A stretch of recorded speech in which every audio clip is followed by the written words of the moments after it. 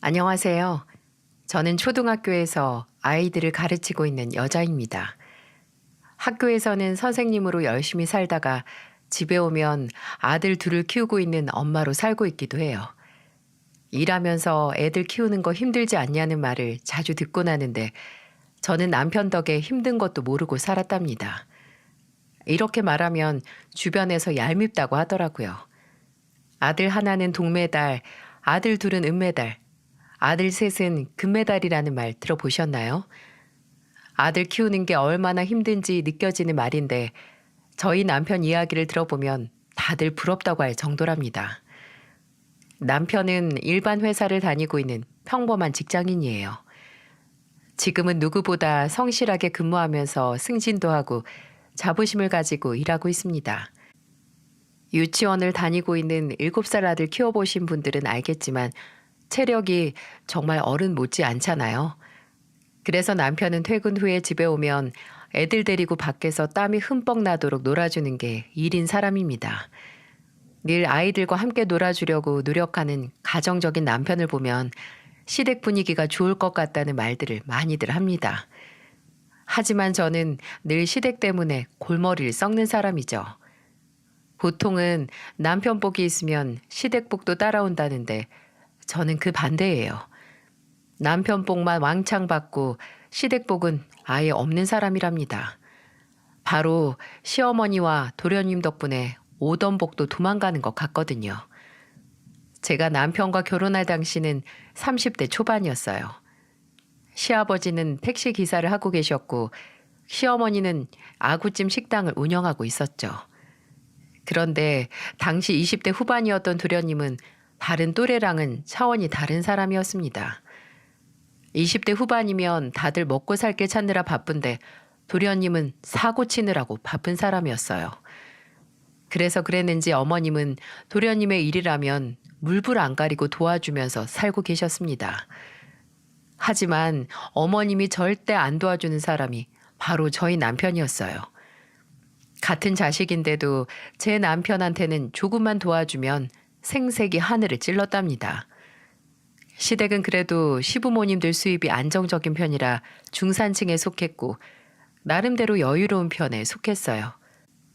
그런데도 어머님은 결혼 준비를 하던 저와 남편을 불러놓고 단호한 목소리로 말씀하셨어요. 요즘 결혼도 알아서들 한다던데 우리 집 정도 되니까 그나마 이 정도 해주는 줄 알아.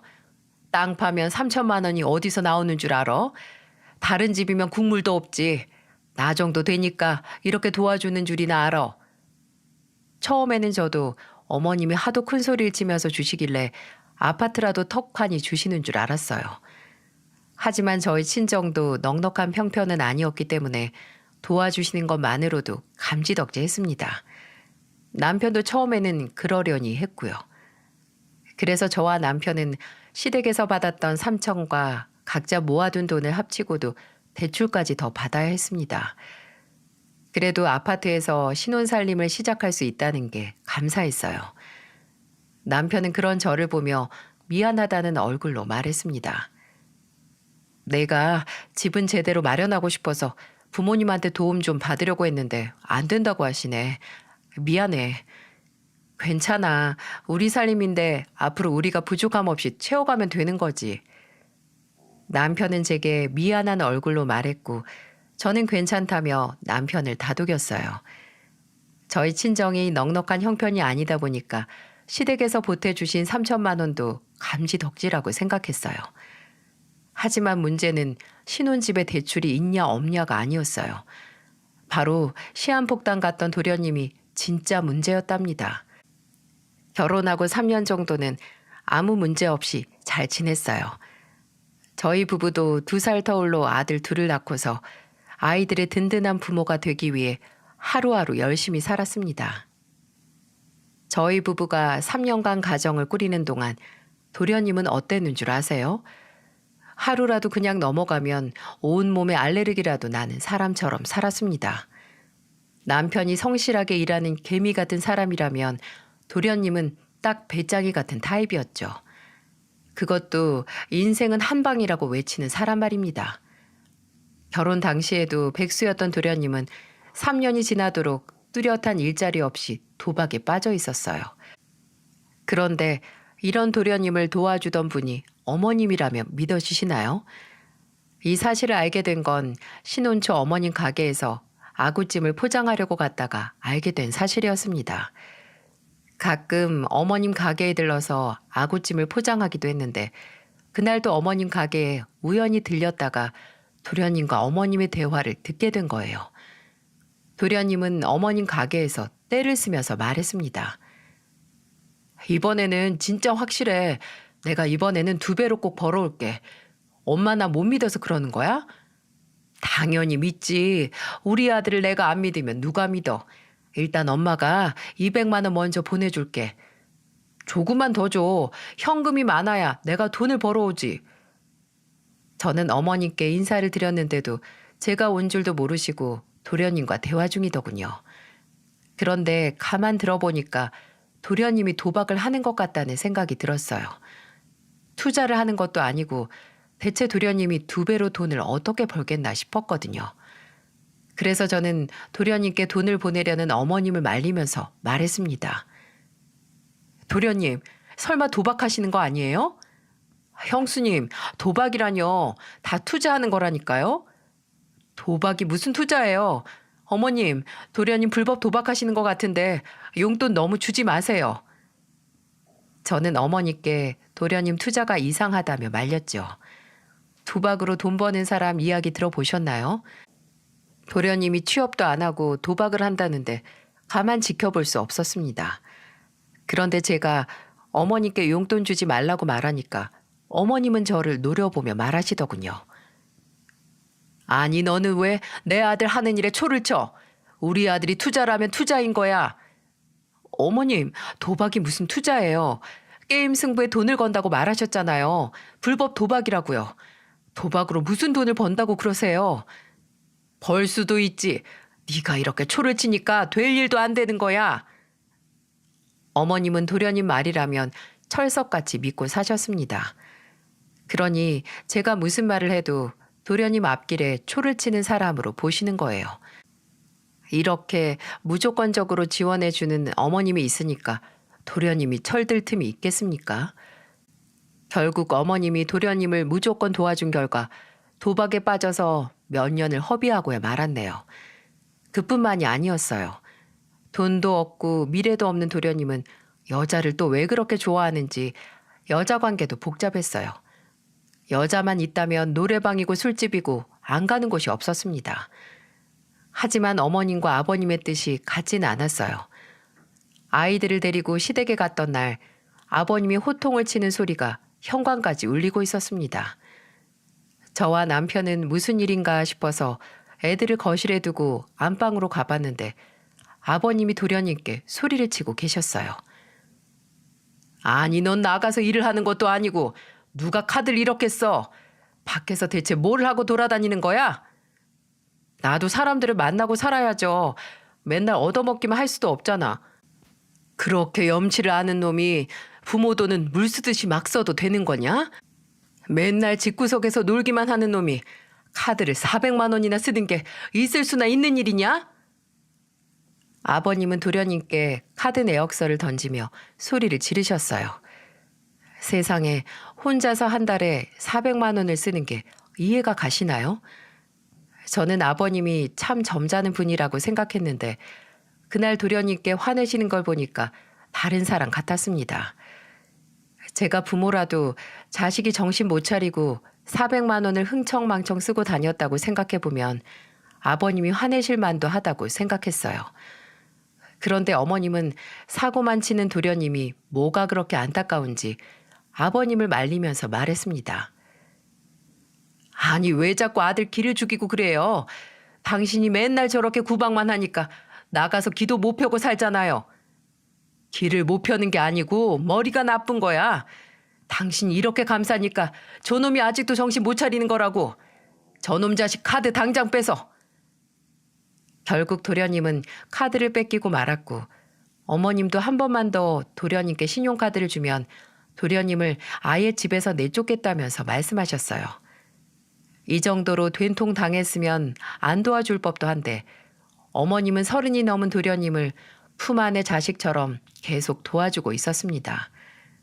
이런 걸 자식 사랑이라고 봐야 할까요? 시간이 지날수록 어머님의 도련님 사랑은 사그라들 줄 몰랐습니다. 어머님이 도련님 일이라면 무조건적으로 도와준 결과 도련님은 제 아이들이 7살과 5살이 되던 해까지도 정신 나간 사람처럼 살았어요. 그런데 저는 망나니 같은 도련님이 저희 아이들에게 해가 되는 존재가 될 줄은 꿈에도 몰랐답니다. 어느 날 남편이 집에 왔는데 아이들이 집에 없다면서 제게 전화를 했던 거예요. 저는 학교에서 일을 끝내고 나오다 남편 전화를 받고 깜짝 놀랐습니다. 그래서 허겁지겁 집까지 달려갔어요. 그런데 저는 집으로 가다가 도련님을 마주치고 깜짝 놀라고 말았어요. 바로 도련님이 오토바이에 첫째를 태우고 운전을 하고 있었던 거예요. 가족 중에 누군가 오토바이 탄다고 하면 어떤 기분이 들 것 같은가요? 저는 오토바이 타고 아무것도 모르고 신나 있는 첫째에게 달려갔습니다. 도련님은 길가에 오토바이를 세우고 저를 보면서 환하게 웃으면서 말했어요. 형수님, 제가 애들 데리고 드라이브 좀 시켰어요. 도련님, 애를 태우고 왜 오토바이를 타세요? 이러다가 사고라도 나면 어쩌시려고요? 사고 안 났잖아요. 왜 화를 내고 그러세요? 기껏 애들 봐줬더니. 저는 위험하게 오토바이를 타는 도련님께 화를 냈는데 도련님은 도리어 제가 화를 낸다면서 또 화를 내더군요. 정말 기가 막혔습니다. 유치원생 데리고 오토바이 타고 돌아다닌다고 하면 좋아할 부모가 있겠어요? 너무 화가 났던 저는 어머님께 전화를 걸었죠. 도련님이 오토바이 살 능력이나 있었겠습니까? 누가 봐도 어머님이 사줬을 게 뻔하니까요. 그래서 저는 어머님께 전화를 걸어서 화를 내듯 말했어요. 어머님, 설마 도련님 오토바이 사주셨어요?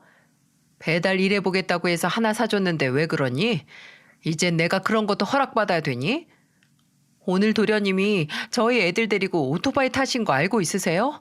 글쎄, 애들 둘 다 데리고 나가서 번갈아 가면서 태우고 다니셨다니까요. 애들 놀아줬으면 고마워해야지. 너도 참 뻔뻔하다. 어머님의 말에 어안이 다 벙벙하더라고요. 이 상황이 정말 제가 잘못한 건가요? 저는 속이 터져버리는 것 같았답니다. 결국 옆에서 보다 못한 남편이 전화를 바꿔들고 어머니께 말했어요. 애들이 어리니까 다시는 오토바이 못 태우게 하세요. 배달 일은 안 하고 동네만 한량처럼 돌아다니는 건 알고 계세요? 제발 해달라는 것 좀 다 해주지 마세요. 그러다가 정말 큰 사고 쳐요.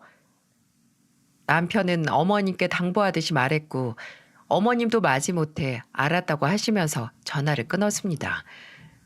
저는 도련님이 생각 없이 사는 게 저희 가족한테 이런 영향을 끼칠 줄은 미처 몰랐네요.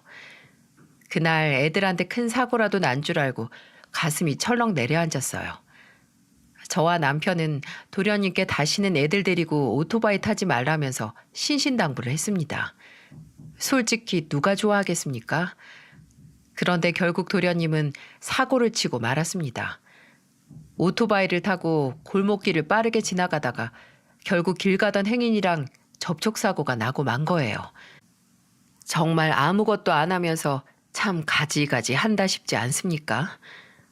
아버님은 도련님이 접촉사고를 내자 노발대발하면서 말씀하셨어요. 네가 사고 쳤으니까 알아서 수습해. 감방을 들어가든지 합의금을 구해오든지 제발 나가서 사람 구실 좀 해봐. 아버지, 제발 한 번만요. 이번만 도와주시면 정말 정신 차릴게요. 내가 네 말에 한두 번 속아? 이런 배은망덕한 놈아. 도련님은 아버님께 싹싹 빌면서 말했지만 아버님께 씨알도 안 먹혔어요. 아버님은 어머님과 다르게 도련님께 단호했습니다. 하지만 다친 사람이 있는데 어쩔 수 있었겠어요. 결국 아버님은 도련님을 도와줄 수밖에 없었죠. 그리고 다친 사람과 합의가 끝나자 도련님 오토바이를 바로 처분하셨고요. 골칫덩어리 같은 걸 없애버리니까 속이 다 시원했어요. 그런데 어머님은 그 와중에도 아버님을 보면서 도련님 걱정을 하면서 말씀하시더군요. 이번에는 우리 아들이 제대로 일하나 했는데 네가 옆에서 초를 치는 바람이 그런 거 아니야? 어머님, 제가 초를 안 쳤어도 도련님은 사고 쳤을 거예요. 하여튼 너도 꼭 네 새끼 키워봐라. 마음처럼 되는지. 어머님은 그렇게 한평생을 도련님을 품고 살려는 사람 같았어요. 어머님은 어쩜 그렇게 도련님 일이라면 물불을 안 가리셨을까요? 그래서 저는 어머니께 왜 이렇게까지 막내 도련님을 감싸는지 물어볼 정도였습니다. 그때 어머님은 도련님이 아픈 손가락이라면서 울면서 말하더군요. 우리 막내 아들이 기회만 있으면 잘할 텐데 마음처럼 안 되니까 얼마나 안타까운지. 이런 게 엄마의 심정이란 거야. 네가 뭐 알턱이 있니? 저도 제 아이들을 많이 아끼고 사랑하지만 어머님의 도련님 사랑은 도무지 이해할 수 없었습니다. 여러분들은 저희 어머님의 막내 도련님 사랑이 이해가 가시나요? 이렇게 허황된 꿈을 꾸는 도련님을 한없이 아껴주는 저희 어머님. 다른 사람들한테는 엄청 깐깐하고 사람 열받게 만드는 재주가 있는 분이셨어요. 특히 저한테 말입니다. 어머님은 온 세상 며느리와 저를 비교하기 바쁘셨죠. 그때가 아버님 생신이라 집에서 밥을 먹게 됐어요. 외식을 하려고 했지만 아버님은 애들 데리고 나가면 제가 힘들다면서 그냥 집에서 편히 먹자고 말씀하시더군요. 아버님은 늘 저와 남편을 대견하게 생각하셨어요. 하지만 어머님은 그날 집에서 아버님 생신상을 준비하는 저를 보면서 비꼬듯이 말씀하셨어요. 다른 집 며느리는 시부모 생일이면 고급 레스토랑을 간다는데 넌 시아버지 생일까지 집구석에서 이게 뭐냐? 정말 가지가지 한다. 아버님이 집에서 편히 드시고 싶다고 하셔서 집에서 챙겨드리는 거예요. 그래서 일부러 아버님이 좋아하는 음식으로 준비했잖아요. 아유, 구질구질해. 넌 좀 다른 집 며느리들 어떻게 하나 보고 배워. 용돈은 뭐 제대로 챙겨오긴 했어? 설마 이런 음식으로 퉁치는 거 아니지? 어머님은 주방에서 바쁘게 움직이는 제가 마음에 안 드셨는지 저를 지켜보며 말했어요. 대체 뭘 배우라는 건지 딱 알 수 있었습니다. 어머님이 말하는 건 바로 용돈이었던 거예요. 왜 아버님 생신에 어머니까지 용돈 타령을 하나 기가 막혔습니다. 어머님이 주방에서 저를 따라다니면서 다른 집 며느리 이야기를 늘어놓자 아버님이 주방으로 오셔서는 어머님을 보며 말했습니다. 용돈만 보내고 얼굴 안 비추는 며느리들이 얼마나 많은데. 그리고 당신 말이야. 다른 집 시어머니는 어떻게 하는지 비교하면 한도 끝도 없는 거 알고나 하는 소리야?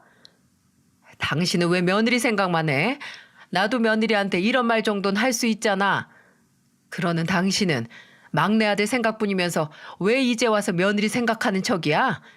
괜히 도움도 안 되면서 입만 놀릴 거면 거실 가서 애들이나 보고 있어. 아버님은 어머님을 거실로 보내시고는 저를 보고 한 귀로 듣고 흘리라면서 말하더군요. 늘 이런 식으로 저만 보면 어머님은 다른 집 며느리를 보고 배우라며 한마디씩 자주 하셨어요. 말도 늘 비아냥거리듯 말씀하셔서 듣기 거북했던 적이 한두 번이 아니었답니다. 그러다 그날 결국 어머님과 한판 하고 말았어요. 이상하게 그날따라 저희 아이들을 보면서 키가 작다는 둥, 발음이 부정확하다는 둥, 공부를 못할 것 같다며 말씀하시는 거예요. 그러다 결정적으로 다 같이 밥을 다 먹은 뒤에 거실에 모여 있었는데 둘째 아들이 5살이었는데 조금 작은 것 같다면서 이렇게 말씀하시는 거예요. 둘째 손자는 왜 저렇게 키가 난쟁이 똥자루 같아. 다른 집 애들은 쑥쑥 잘만 크던데 우리 막내 아들이 키는 커서 딱 볼만한데 우리 둘째 아들처럼 자라야 할 텐데 말이야. 어머님, 제 아들이 왜 도련님처럼 자라요? 그리고 키 적당한 거라고 했어요. 너 말하는 게 꼭 우리 둘째 아들이 어디 모자란 취급하는 것 같다. 어머님이 자꾸 저희 애들 데리고 이상한 말만 하셨잖아요. 정말 기가 막혔어요. 제 아들한테는 뭐가 모자라다는 말만 잘했으면서 제가 도련님 흉보듯 말하니까 화들짝 놀라며 싫은 티를 팍팍 역력하게 내셨거든요. 당연히 자기 자식 욕먹는 거 싫어하면 남의 자식도 욕하면 안 되는 거 아닌가요? 늘 어머님은 이런 식이었죠. 그래서 저는 그날 어머님께 아예 못을 받고 말했습니다.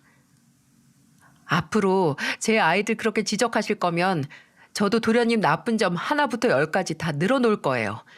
그리고 우리 애들은 어려서 고치면 되는데 도련님은 그것도 어렵잖아요. 그러니까 앞으로는 함부로 말하지 마세요. 제가 어머니께 비교하지 말라며 강하게 말하니까 어머님은 또 노발대발하면서 화를 내셨습니다. 자기 자식 소중하면 남의 자식도 소중한 줄 알아야 하는 거 아닌가요? 어머님은 늘 도련님만 소중한 사람이었어요. 그러던 어느 날 어머님은 제게 황당한 부탁을 하시더군요. 바로 도련님이 취업하려고 준비 중이라면서 자기소개서를 써달라는 겁니다. 세상에 이런 황당한 부탁이 또 있을까요? 그러면서 제게 도련님 이력서라면서 가져다 주시는데 정말 어처구니가 없었어요. 저는 너무 어이가 없어서 어머니께 말했습니다. 어머님, 제가 도련님 자기소개서를 왜 써줘야 하는 건데요? 너는 선생이라면서 이런 거 잘 쓸 거 아니냐? 우리 아들 이런 재주가 없어서 네가 좀 써주면 도움이 될 거 아니야? 아니요. 전 이런 자기소개서 대신 써주는 거 절대 안 해요. 그리고 도련님 이력도 없잖아요. 마흔 가까이 되도록 놀기만 한 사람 자기소개할 게 어디 있어요? 그러니까 네가 잘 좀 써보라는 거지. 말을 못 알아들어. 도련님은 정말 마흔 가까운 나이가 되도록 제대로 된 이력이 한 줄도 없었어요. 그런데 저보고 도련님 자기소개서를 지어서라도 쓰라니 말이 된다고 생각하시나요? 대체 어머님은 저를 뭐라고 생각하는지 이해할 수가 없었습니다. 그래서 저는 절대 안 된다면서 못을 박듯이 말했어요. 하지만 어머님은 끝까지 가족끼리 그런 것도 못 해주냐면서 거의 떼를 쓰듯이 말했습니다. 결국 저는 어머님의 부탁을 끝내 거절했어요. 그랬더니 무슨 일이 벌어졌는 줄 아시나요? 글쎄 어머님이 학교 앞까지 저를 찾아오신 거예요. 저는 정말 너무 놀라서 뒤로 넘어가는 줄 알았습니다. 어머님은 퇴근하는 저를 보자마자 큰 소리로 말씀하셨어요. 아예 지금 이렇게 온 김에 제대로 좀 해줘봐. 학교 선생이라는 게 이게 뭐가 어렵다고 정말. 네, 어머님 말씀대로 저 학교 선생님이에요. 그래서 이런 이력서 대신 써주는 양심 파는 일 절대 못하니까 가지고 돌아가세요. 이게 좀 배웠다고 유세 떠는 것 좀 봐. 그래봐야 초등학생들 가르치면서 유세는. 어머님이야말로 백수 아들 정신 차리게 하시려면 어머님이 이러지 마시고 도련님이 움직이게 하셔야죠. 어머님부터 정신 좀 차리세요. 저는 노발대발하는 어머님을 뒤로하고 집으로 가버렸답니다. 정말 황당하지 않나요? 제가 어린 아들 둘을 키우고 있는 건지 남의 집 아들까지 키우고 있는 건지 도무지 구분이 안 갈 정도였습니다. 그런데 어머님의 삐뚤어진 모정은 급기야 대형 사고를 치고야 말았어요. 제가 3년 전부터 남편 명의로 한 달에 80만 원씩 모으던 적금이 있었습니다. 생활비를 아껴서라도 적금은 꼭 넣었던 덕분에 꼬박 3년 동안 3천 가까이 정도 되는 돈을 모을 수 있었어요. 그 무렵이 아마 도련님 취업이 됐다면서 어머님이 동네방네 떠들면서 기뻐하실 때였던 것 같습니다. 저는 꿈에도 몰랐어요. 시집 오고 9년 만에 취업에 성공한 도련님 소식이 저희 가정에 악영향을 끼칠 거라고는 상상조차 못했습니다. 그때는 드디어 도련님도 밥벌이라는 걸 하는구나 하고 좋아했죠. 하지만 도련님이 보험 영업사원으로 취업을 했다고 했을 때 의심을 했어야 했습니다. 바로 어머님이 저도 모르게 남편에게 위험한 부탁을 하고 계셨어요. 어느 날 통장 정리를 하면서 알게 된 사실이었는데 제가 3년 가까이 생활비 아껴가면서 모아둔 적금이 없어진 겁니다. 저는 전산 오류로 제 돈이 안 보이는 줄 알았어요. 그만큼 제 돈이 사라질 거라고는 꿈에도 생각해 본 적이 없었거든요. 그러다 은행에 알아보니까 남편이 적금을 해약했다는 사실을 알게 됐어요. 저는 남편을 추궁하면서 물어봤습니다. 당신 이 적금 해약해서 어디에 쓴 거야? 3천 가까이 겨우 모았는데 한 번에 어디다 쓴 거야? 그게 엄마가 다단계 투자를 했는데 대출을 받아서 하셨나 봐. 급하게 돈을 갚아야 한다고 하는데 어쩔 수가 없었어. 급하다는데 어떡해. 몇 개월 뒤에 주기로 하셨으니까 믿고 기다려보자. 당신 미쳤어? 그걸 어떻게 믿고 가만히 기다려. 당장 가서 받아와. 저는 남편에게 소리를 지르면서 말했어요. 아무리 가족이라도 3천을 그냥 빌려주는 사람이 어디 있습니까? 게다가 어머님 같은 경우에는 언제 태도가 바뀔지 몰라서 늘 불안했거든요. 그래서 남편에게 당장 돈을 받아오라면서 등을 떠밀어야만 했어요. 그렇게 남편과 둘이 시댁으로 쫓아갔는데 어머님이 마침 혼자 계시더군요. 그리고는 갑자기 찾아온 저희를 보고 놀란 듯 바라보셨어요. 저는 망설일 것도 없이 어머님 앞으로 가서 말했습니다. 어머님, 3천만 원 빌려가셨다면서요? 저희 그 돈 필요해요. 그러니까 바로 갚아주세요. 아니, 내가 내 아들 돈 빌렸는데 네가 뭔데 돈을 내놓으라고 난리야? 그거 남편 명의로 가입한 것뿐이지 제가 넣은 돈이에요. 그러니까 얼른 주세요. 제가 어머님을 보면서 단호하게 말하자 남편도 옆에서 거들면서 말하더군요. 그 돈 주세요. 제가 생각이 짧았어요. 부부인데 상의도 안 하고 혼자 결정했어요. 그게 그 돈 투자한 게 아니고 막내 보험회사 영업사원으로 간 거라서 차가 필요하다고 하잖니. 그래서 편하게 다니라고 그랜저한테 뽑아줬어. 네 아빠한테 말해봐야 보나마나 안 된다고 할 테고 그 돈 일하면서 갚는다니까 믿고 한번 기다려보자. 그리고 힘들 때는 돕고 살아야지. 남편과 저는 어머님의 말에 기가 막혔습니다. 그 돈을 가지고 도련님 차를 샀다니 도무지 믿을 수가 없더라고요. 게다가 도련님이 돈을 갚는다니 이 말에 신뢰가 가시나요? 정말 제 귀로 듣고도 아무 말도 믿을 수가 없었습니다. 저도 많이 화가 났지만 남편은 저보다 더 화가 난 것 같았어요. 그럴 만도 했던 게 남편은 그동안 도련님한테 가려져서 아무런 지원도 못 받고 컸다고 했습니다. 그러니 이렇게 눈뜨고 코 베인 상황이 화가 날 만도 하지 않겠습니까? 결국 남편은 어머니께 호통을 치면서 말하더군요. 그동안 저희한테 해준 것도 없으면서 정말 너무하신 거 아니에요? 왜 맨날 막내한테만 그렇게까지 해주시는 건데요? 저는 정말 엄마가 이해가 안 가요. 당장 제 돈 내놓으세요. 형제끼리 그 정도도 못 도와줘? 내가 너희들 클 때 그렇게 가르쳤니? 아니요. 엄마 밑에서 크다 보니까 내 밥그릇은 내가 지키는 거구나 하고 배워서 돈 받으러 온 거예요. 그러니까 제 돈 내놓으시라고요. 못 줘. 벌써 차 다 뽑았는데 그 돈이 어디서 나와? 적반하장도 유분수지. 이제 와서 돈 없다고 배째라는 식의 어머님 태도가 납득이 가시나요? 어머님은 도련님이 보험 영업 일을 하려면 차가 필요하다는 말에 착한 남편 뒤통수를 치고 돈을 빌려가셨던 겁니다. 어머님한테 자식은 막내 도련님 뿐인 것 같았어요. 안 그러고서야 친자식한테 이런 거짓말까지 하면서 돈을 뜯어낼 수 있는 사람이 또 있겠어요? 저는 남편 옆에서 모든 상황을 지켜보다 저도 자리를 박차고 일어나서 어머니께 소리를 지르며 말했습니다. 왜 제가 망나니 같은 도련님 때문에 피해를 보고 살아야 돼요? 저는 이제 도련님 잘 되라고 바라지도 않아요. 돈 내놓으시라고요. 저는 화를 내며 집안을 뒤집어 엎어버렸어요. 그리고 그때 저를 말린 게 남편이었어요. 남편은 저를 말리면서도 어머님께는 가만 안 두겠다며 엄포를 놓았습니다. 세상에서 화낼 줄 모르는 사람을 고르라면 저희 남편을 고를 정도로 화를 낼 줄 모르던 남편은 그날 저보다 더 큰 목청으로 따지다가 시댁을 나왔네요. 저희 둘은 집에 와서도 한동안 골치가 아픈 고민거리로 머리가 지끈거렸습니다.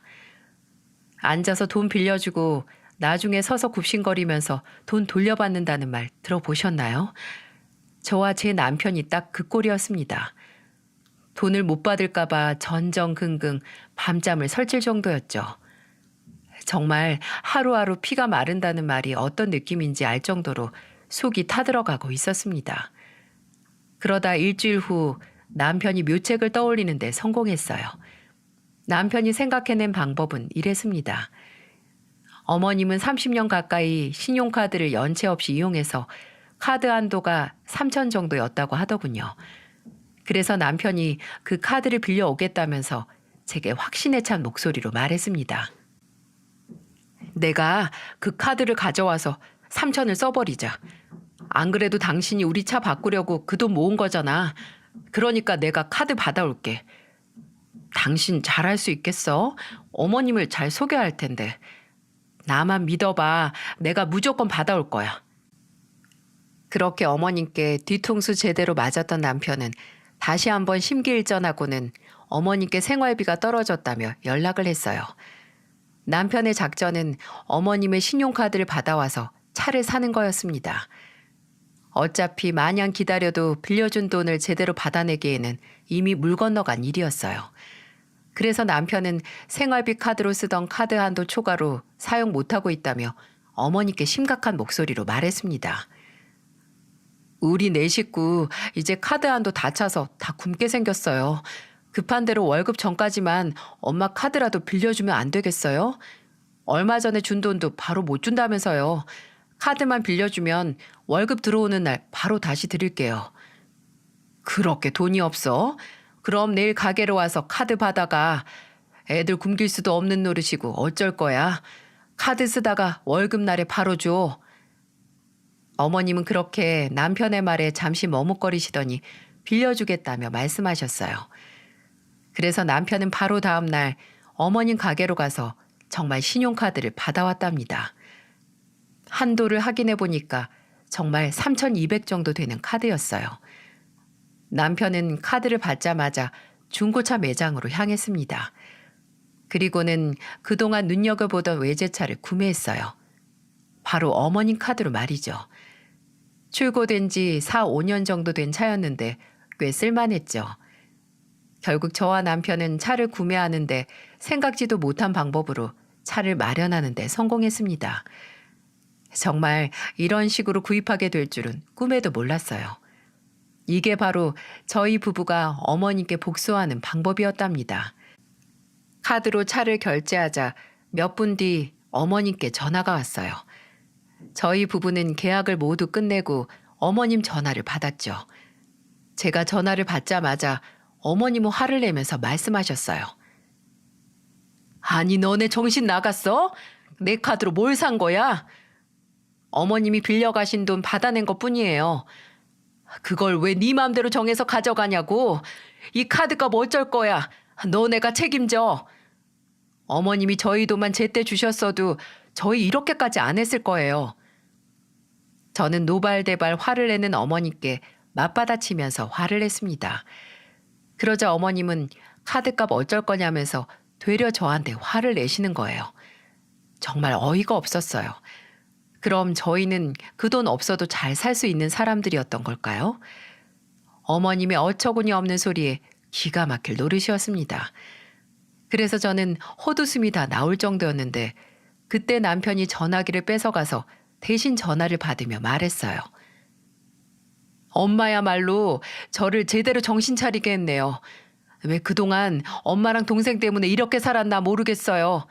지나간 세월이 다 야속해서 저야말로 미치고 팔짝 뛸 것 같아요. 저 속이고 받아간 돈 갚은 거라고 생각할게요. 내가 갚는다고 했잖아. 내가 떼먹기라도 할까봐 그러는 거야? 정말 미쳤구나. 그동안 제가 동생 때문에 많이 양보하고 살았잖아요. 대체 언제까지 그래야 하는데요? 결국 그날 남편은 어머님께 그동안 쌓였던 서름을 모두 털어내며 어머님과 긴 통화를 했습니다. 대화라고 하기에는 거의 반 싸우는 소리였어요. 저는 시집 오고 잠깐 겪은 것만으로도 어머님의 도련님 사랑이 유별나다 싶었는데 그런 도련님과 같이 찌지고 뽑고 살았던 남편은 심정이 오죽했겠어요. 저는 어머님에 대한 남편의 배신감이 유독 크다는 걸 느꼈죠. 그렇게 저희 부부가 어머님 카드로 3,200만 원을 결제한 이후로 어머님은 밤낮 없이 전화를 하셨어요. 그리고 어쩌다 전화를 받아보면 늘 똑같은 소리뿐이었어요. 카드값 당장 안 내나? 정말 미친 거냐? 누구 미쳐서 쓰러지는 꼴 보고 싶어서 이러는 거야? 뭐야? 늘 항상 이렇게 화를 내셨어요. 누가 보면 정말로 돈이라도 무작정 뜯어간 것 같지 않나요? 저희 돈은 돈도 아니고 어머님 돈만 돈인가요? 진짜 어머님 때문에 미치기 일보 직전 상황에 아버님이 저희 집을 찾아오셨어요. 어머님과 함께 찾아온 아버님은 저희 부부와 대화를 하고 싶다며 말씀하셨어요. 그리고는 아버님이 어머님께 호통을 치면서 당장 사과하라며 말씀하셨어요. 그제야 어머님은 고개를 숙이고는 울먹이는 목소리로 말하셨어요. 내가 생각이 짧았어. 막내가 취업하면 다 될 줄 알고 그랬는데 정말 미안하다. 엎드려 절받기라도 사과를 받았다고 해야 합니까? 옆구리 찔러서 받은 사과에 남편도 어처구니가 없었는지 이렇게 말하더군요. 왜 항상 막내만 잘 된다고 생각하세요? 막내가 잘 되길 바라시면 그렇게 하면 안 되는 거잖아요. 그게 정말 막내를 위한 거라고 믿으시는 거예요? 내가 그동안 자식 정말 잘못 키웠다. 미안해.